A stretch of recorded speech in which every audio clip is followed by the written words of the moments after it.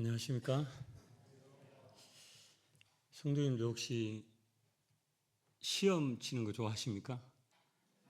예. 남들한테 평가받는 거 혹시 좋아하십니까? 예.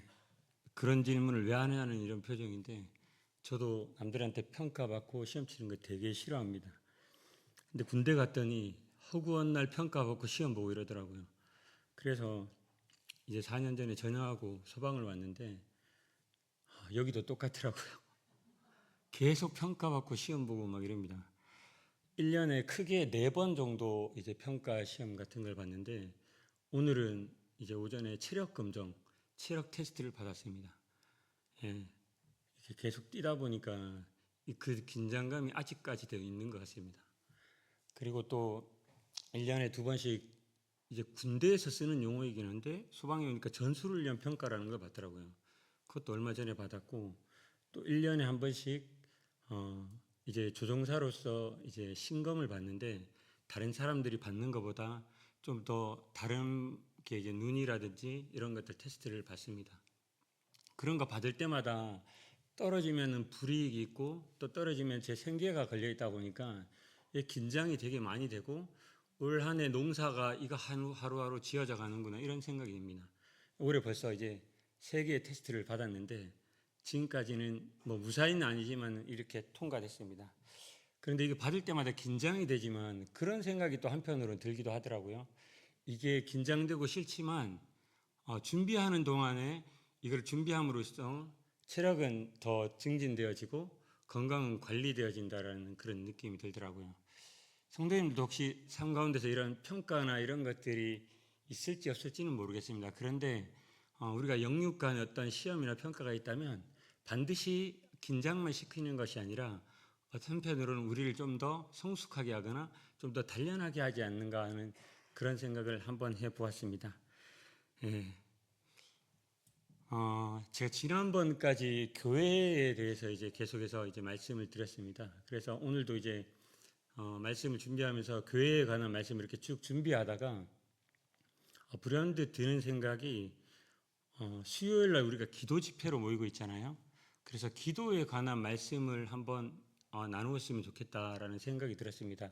그리고 이 기도에 관한 말씀을 준비하면서 저도 기도에 대해서 한번 생각을 해보고 성도님들께서도 기도에 대해서 한번 생각해보고 우리가 수요 집회 모였을 때 좀 더 기도에 대해서 생각하고 기도를 드릴 수 있으면 어떨까 해서 그런 마음으로 오늘 이제 수요일에 만약에 제가 강단에 올라온다면 기도에 관한 이런 말씀들을 좀 나누고자 합니다. 오늘은 그 첫 번째 시간으로서 마태복음 6장 5절부터 8절에 있는 이 본문으로 해서 바른 기도의 자세라는 제목으로 말씀을 함께 나누고자 합니다. 다 같이 마태복음 6장 5절부터 8절을 펴서 한번 읽어보도록 하겠습니다.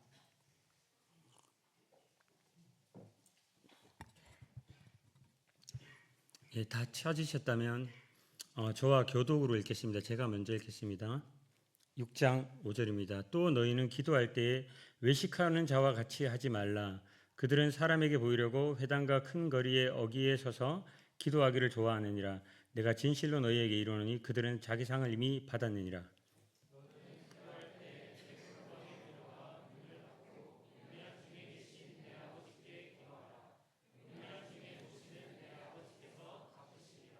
또 기도할 때에 이방인과 같이 중언부언하지 말라.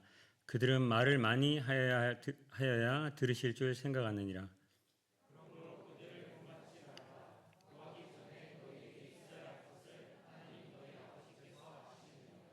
예, 오늘 본문은 아주 익숙한 본문이기도 합니다. 그리고 성도님들께서는 이미 오랜 시간 동안 이제 신앙을 생활을 하시면서 기도 생활을 해오셨을 거라고 생각이 됩니다.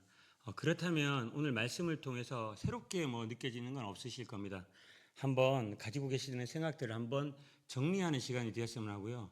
또 기도에 대해서 혹시 막연하거나 잘 모르시는 분이 계시다면 저와 함께 이 기도에 대한 말씀을 들으면서 이게 한번 배워서 모두가 기도에 힘쓰는 우리 팔공로교회 성도님들이 되셨으면 좋겠습니다. 성도님들께서는 기도가 뭐라고 생각하십니까? 많은 사람들이 기도를 그저 신앙생활의 하나의 부분으로 하나의 요소로 여깁니다. 뭐 찬양이라든지 그 다음에 말씀이라든지 만찬식 그리고 기도 뭐 이렇게 해서 이러한 여러 요소 가운데 하나로 생각하기도 합니다. 그러나 기도는 우리가 하나님과의 관계를 가장 분명하게 드러내는 태도이자 모습입니다. 혹 많은 사람들은 흔히 기도를 기도를 무엇인가 해달라고 구하는 시간으로 생각하고 또 그렇게 착각하지만 예수님께서는 기도를 그보다 훨씬 더 높은 차원에서 오늘 본문을 통해서 가르쳐주고 계십니다. 오늘 본문이 마태복음 6장 5절부터 8절은 산상수훈 중에 한 부분이고 이어서 나오는 본문은 우리가 아주 잘 알고 있는 주기도문입니다. 아시다시피 이 산상수훈은 이미 천국 백성이 되었지만 아직 이 세상을 살아갈 성도들에게 주어진 어떤 기준들에 대한 구체적인 가르침입니다. 오늘은 이 가운데 이 주기도문이라 불리는 이 앞부분에 대한 서론 부분에 해당하는 부분으로서 어떻게 보면 기도할 때 주의사항과 같은 그런 부분인데 우리는 오늘 이 본문을 통해서 바른 기도에 대한 자세에 대해서 예수님께서 가르쳐 주신 것들을 배워볼 수 있을 것 같습니다. 그러면 본문 구절을 한 구절씩 살펴보면서 한번 보도록 하겠습니다. 첫 번째는 기도는 보여주기 위한 행위가 아닙니다. 5절을 한번 보시겠습니다. 너희는 기도할 때에 외식하는 자와 같이 하지 말라. 네, 앞을 보셔야 됩니다. 여기 보면은 이제 기도할 때라고 쓰여진 이 단어가 있는데 이 단어의 원어는 무엇을 향하여 구하다라는 합성어입니다. 이것은 오직 하나님을 향하여 간절히 구하는 행위로서 이 방향성과 목적성을 나타내는 것이고요. 또 남에게 과시한다든지 칭찬받기 위한 다른 목적이 포함되어서는 안 된다는 점을 잘 드러내고 있는 단어가 바로 이 기도할 때라는 단어입니다. 또 외식하는 자라는 말이 있는데 외식하는 자 잘 아시죠? 우리가 밖에 나가서 식사하는 것이 아니라 여기서 외식하는 자는 본래 가면에 쓴 이 배우를 뜻하는 말입니다. 즉 가면을 쓰고 다른 사람처럼 보이는 사람, 실제와 다른 모습으로 연기하는 사람이라는 뜻을 가진 것이 바로 이 외식하는 자입니다. 예수님은 기도를 통해서 자신을 드러내고 자신을 포장하고 또 자신을 경건하게 보이려는 태도를 경계하셨습니다. 이 당시의 유대인들이 어떠한 모습이었냐면 왜 예수님께서 이렇게 이야기하셨는가 하면 이 5절 중반부 뒷부분에 보면은 이렇게 나와 있습니다. 그들은 사람에게 보이려고 회당과 큰 거리 어귀에 서서 기도하기를 좋아하느니라. 이렇게 나와 있죠. 여기 보면은 당시 유대인들이 어떻게 기도했는지가 확연히 드러납니다. 유대인들은 하루에 3번씩 기도를 했습니다. 정해진 시간에 3시, 6시, 9시인데 우리나라 시간으로 하면 오전 6시, 12시, 오후 3시입니다. 이렇게 정해진 시간에 유대인들은 기도를 했어야만 했는데 어디에서든지 기도하루를 하기만 하면 됐었습니다. 그런데 오늘 예수님께서 지적하신 것처럼 이들은 어디서 기도를 했다 하면은 사람들이 많이 보이는 장소에서 기도를 했습니다. 그들을 예수님께서 외식하는 자라고 표현하고 계시죠. 외식하는 자와 같이 하지 말라. 그들은 사람에게 보이고 어디서요? 회당과 큰 거리 어귀에 서서 기도하기를 좋아했다라고 말하고 있습니다. 그리고 기도는 서서 할 수도 있지만 또 어떻게 할 수 있는가 하면 당시 유대인들은 엎드려서 기도하기도 했고요. 또 무릎을 꿇거나 앉아서 기도할 수 있었습니다. 그런데 서서 기도하면 어떻게 됩니까? 서서 기도하면 감사합니다. 답변해 주셔서 완전히 눈에 띄죠. 그렇죠? 앉아서 하는 것보다 엎드려서 하는 것보다 서서 하면은 서서 너무 긴장하신 것 같은데 저도 긴장했는데 긴장하시니까 제가 더 긴장하는 것 같은데 서서 하면 이렇게 할 수 있죠. 이렇게 해서 하면 주목받을 수 있죠. 이런 거를 이제 이야기를 했습니다. 굳이 앉아서도 할 수 있고 무릎을 꿇고도 할 수 있고 엎드려서도 할 수 있는데 서서 기도했다는 것은 이들은 자기가 나는 지금 시간에 맞춰서 기도하는 사람이라는 것을 과시하기 위한 것이었습니다. 이게 아까 제가 읽었던 5절 중반부에 있는 것이죠. 예수님께서 이들에게 이런 모습을 하는 자들에게 뭐라고 이야기하셨습니까? 그들은 이미 자기의 상을 받았다라고 얘기했습니다. 이게 무슨 의미일까요? 기도를 통한 어떤 상이 있으면 이들이 이미 상을 받았다고 이야기합니다. 왜요? 사람들이 지나가는 사람들이 보고 그 모습을 보고 야, 기도 열심히 한다 라고 이야기를 하면은 이미 그 사람들로부터 칭찬 받을 걸 다 받아버렸기 때문에 그들에게 그와 같은 상이 없다는 거죠. 이걸 예수님께서 이야기하셨습니다. 이것은 사람을 향한 것이었고 사람의 칭찬과 명예를 받기 위한 것이었기 때문에 하나님께 더 이상 받을 것이 없다는 것입니다. 이처럼 기도가 본래의 이 목적을 잃어버리면 사람을 향한 것으로 기도하게 되는 것입니다. 혹시 형제 자매님들께서는 이와 같은 유혹을 받아보신 적이 있습니까? 기도를 하는데 사람이 의식되어서 사람을 향한 기도가 혹시 되었던 적은 없습니까? 우리 이런 유혹을 되게 많이 받습니다. 사람 앞에 서서 기도할 때 더 유창하고 더 그럴듯한 말로 꾸미고 싶고 때때론 나의 신앙의 연륜과 깊이를 더 드러내 보이거나 아니면 그 반대로 나의 신앙과 연륜을 감추고 싶어서 더욱더 말을 유창하게 하거나 포장하려고 하는 그런 유혹을 많이 받습니다. 오늘 표정들을 보니까 아무도 안 받으시는 것 같은데 저만 받는 것 같은데 많이 받습니다. 많이 받는다고 해주십시오. 많이 받습니다.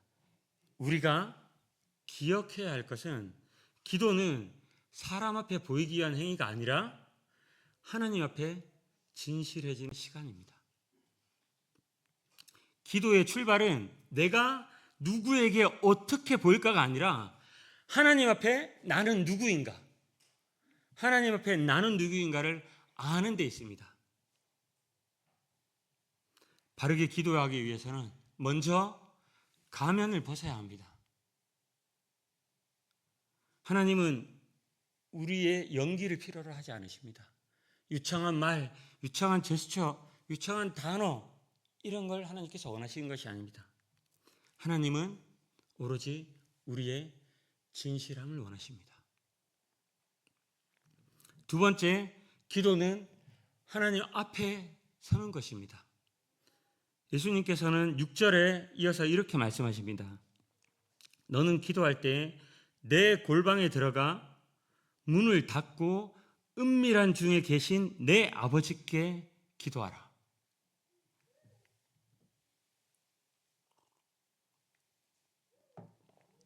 여기서 이 번역된 골방, 이 골방이라는 이 단어는 창고나 내실, 침실 같은 이런 타인의 눈에 잘 띄지 않는 그런 장소를 의미하는 것입니다. 자신만의 공간을 의미하죠. 그런데 예수님께서 왜 이 단어, 이 골방을 사용하셨는지를 우리가 당시의 상황을 보면은 더 잘 이해할 수 있습니다. 이 예수님 당시의 유대 사회는 어땠습니까? 풍족하고 자유로운 상황이었습니까? 아니죠. 로마의 지배를 받고 있는, 통치를 받고 있는 상황이었습니다. 흔히 말하는 춥고 배고픈 시기였죠. 식량이 귀한 시기였습니다. 그래서 당시 로마의 지배를 받고 있었던 이 유대인들은 이 궁핍함에 시달렸고, 그래서 가족들을 위해서 아무도 모르는 창고를, 이 식량 창고를 보관해 두었습니다. 식량을 창고에 보관해 두었습니다. 그래서 식량 창고에 갈 때 어떻게 갔겠습니까? 당당하게 나 식량 꺼내러 간다 하면서 이렇게 갔을까요? 아니죠. 내 가족들에게 줄 식량을 몰래 가져가기 위해서 그쪽으로 가서 이렇게 가져온 것입니다.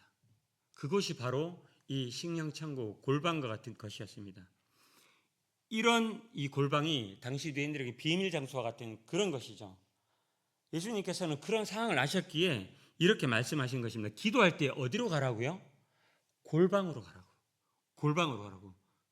여러 사람 막 대중 앞에 이런 것이 아니라 은밀한 장소에, 너와 나와 만날 수 있는 은밀한 장소에 가라고 하셨습니다. 이는 사람이 시선이 닿지 않는 은밀한 자리, 곧 하나님과 나와 만날 수 있는 그런 자리를 의미하는 것이었습니다. 이것은 앞부분과 이어지는 이야기지만 기도는 사람들 앞이 아니라 오히려 아무도 보이지 않는 자리에 있을 때 더 진실해지는 것입니다. 예수님께서는 문을 닫고 기도하라고 하셨습니다. 이것은 외부의 방해를 막기 위한 이 말이기도 하지만 동시에 외부의 방해도 막지만 내 마음을 하나님께 집중하라고 하는 말씀입니다. 기도는 이 세상의 소음에서 잠시 벗어나서 하나님께 마음을 여는 일입니다. 그렇다고 이렇게 골방에 들어가라고 해서 개인적인 기도만 중요하고 공적인 기도가 중요하지 않다라고 말씀드리는 것은 아닙니다. 단지 기도는 과시하기 위함이 아니라 은밀한 가운데 들으시는 하나님 아버지와 교통한다는 것을 말씀드리는 것입니다. 그리고 예수님께서는 하나님을 내 아버지라고 부르십니다. 내 아버지. 이 표현은 참 놀라운 표현입니다. 아버지.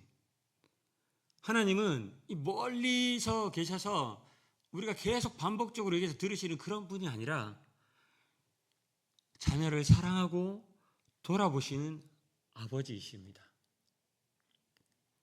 그러므로 기도는 이 멀리서 우리를 잘못했을 때 훈계하려고 했던 어떤 절대적인 주권자에게 내 모든 것을 아뢰면서 뭔가를 간구하는 그런 것이 아니라 사랑하는 자녀가 아버지께 나아가는 일이 기도입니다.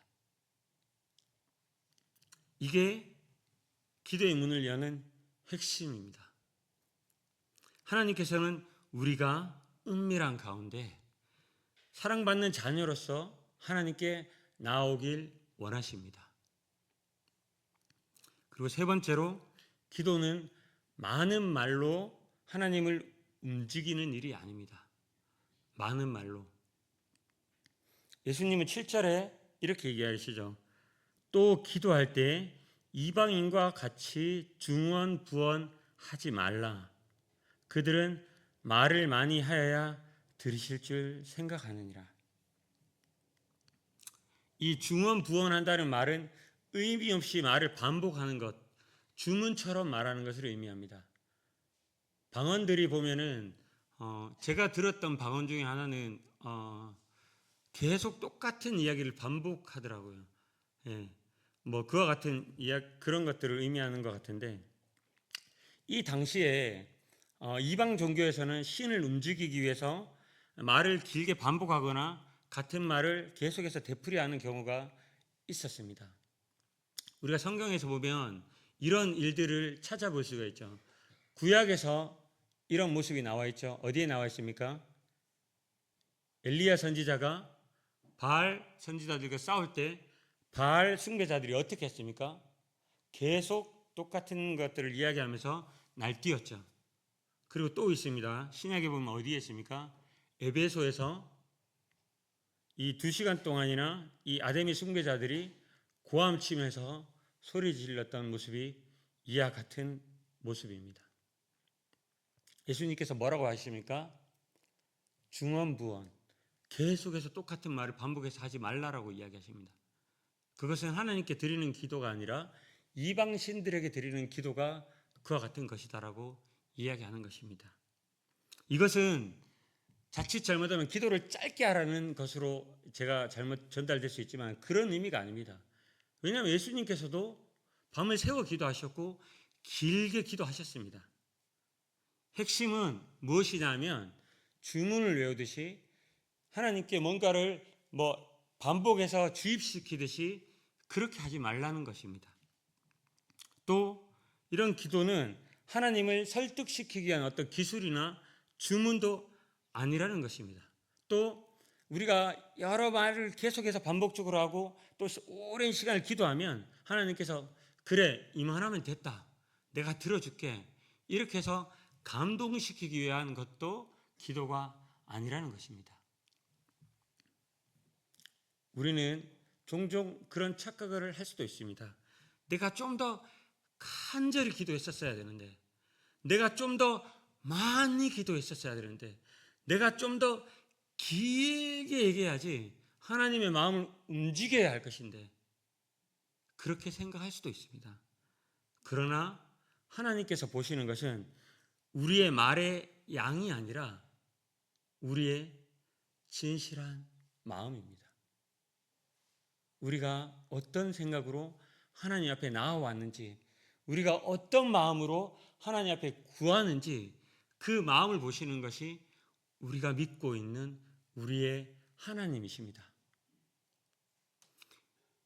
기도는 하나님을 움직이려는 행위가 아니라 우리가 하나님을 얼마나 신뢰하는가를 드러내는 행위입니다. 마지막으로 기도는 아버지 하나님께 나아가는 신뢰입니다. 이것이 오늘 말씀의 어떻게 보면 핵심입니다. 기도는 하나님을 신뢰하는 행위입니다. 8절에서 예수님께서는 이렇게 말씀하고 계십니다. 구하기 전에 너희에게 있어야 할 것을 하나님 너희 아버지께서 아시느니라. 하나님께서 어떻다고요? 구하기 전에 이미 아신다고 하십니다. 하나님은 우리가 말씀드리기 전에 아십니다. 우리의 사정을 모르셔서 너희가 기도해야지, 내가 아니까 나한테 기도해. 그래, 나에게 정보를 줘. 그럼 내가 그 기도를 들어보고 그 정보를 통해서 너희가 구하는 것을 줄게. 그래서 우리가 열심히 하나님께 정보를 전달하기 위해서 뭐 하나 빠지면 안 되니까, 요거 빠지면 안 되니까 이렇게 해서 정보를 전달하는 것이 아닙니다. 기도는 앞에 말씀드린 대로 신뢰 고백입니다. 하나님을 신뢰하는 우리의 마음에 대한 고백이 바로 기도입니다. 기도는 하나님이 무엇을 필요로 하는지, 내가 무엇이 필요하는지 알려드리는 과정과 행위가 아닙니다. 기도는 하나님이 누구시지? 내가 기도 드리는 이 하나님이 누구이시를 인정하고, 그래, 이분이 바로 하나님이야, 나의 아버지시야 라고 믿고 인정하는, 신뢰하는 행위가 바로 기도입니다. 기도는 내가 불안해가지고 하나님을 붙드는 것이 아니라 하나님께서 신실하기 때문에 그것을 믿는 그 하나님께 나아가는 것이 바로 기도입니다.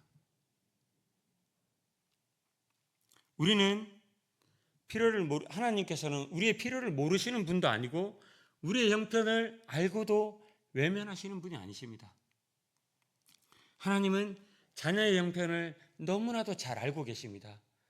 우리 형제 자매님들의 각자의 형편을 너무나도 잘 알고 계시는 분이 우리가 믿는 우리 아버지 하나님이십니다. 우리가 때때로 기도가 막히는 이유는 우리가 하나님께 말을 덜해서 잘 못 드려서 막히는 것이 아닙니다. 우리가 기도가 막히는 이유는 종종 하나님에 대한 신뢰를 잃어버릴 때 우리의 기도가 막힙니다. 내가 이런 기도를 했을 때 하나님께서 들어주실까? 안 들어주시면 이렇게 기도했는데도 안 들어주시네. 그 기다림에 지쳐서 그런 신뢰가 무너졌을 때 우리의 기도가 종종 막힐 때도 있습니다. 그런데 우리가 반대로 이 기도가 다시 회복될 때를 보면은 하나님이 나를 아신다는 그 믿음이 회복될 때, 그 신뢰가 회복될 때 성도님들께서는 기도가 다시 드려지는, 회복되는 그러한 경험을 하신 적이 있으실 겁니다. 하나님은 이미 아십니다. 이미 다 알고 계십니다. 그렇기 때문에 우리는 하나님 앞에 숨길 필요가 없고, 또 꾸밀 필요도 없는 것입니다.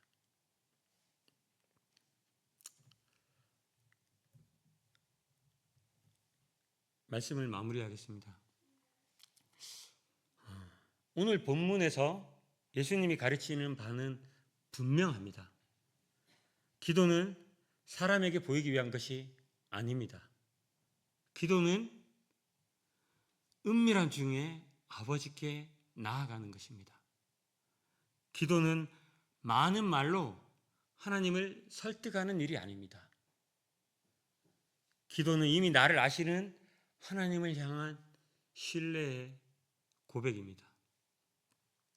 그렇기에 기도는 의무감이나 부담으로 하나님께 드리는 것이 아니라 우리에게 주어진 은혜를 누리는 것이고 우리가 가지고 있는 특권을 누리는 것이 바로 우리가 드리는 이 기도라는 사실을 잊지 마시기 바랍니다.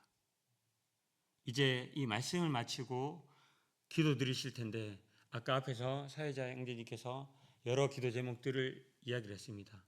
또 교회 기도 제목도 이야기했는데 오늘 이제 기도하는 시간을 가지면서 오늘 말씀을 기억하시면서 꾸밈 없이 가감 없이 하나님께 솔직히 나아가서 기도하는 시간을 가지셨으면 좋겠습니다. 그리고 오늘 이 수요 집회 이 시간에 뿐만 아니라 매일의 삶 가운데 일상 가운데서도 하나님을 신뢰하는 마음으로 우리가 드리는 이런 이 기도, 바른 기도를 통해서 우리에게 주어진 은혜와 특권을 마음껏 누리는 우리 팔공로 교회 성도님들이 되셨으면 좋겠습니다. 말씀을 마치고 기도하는 시간 갖도록 하겠습니다.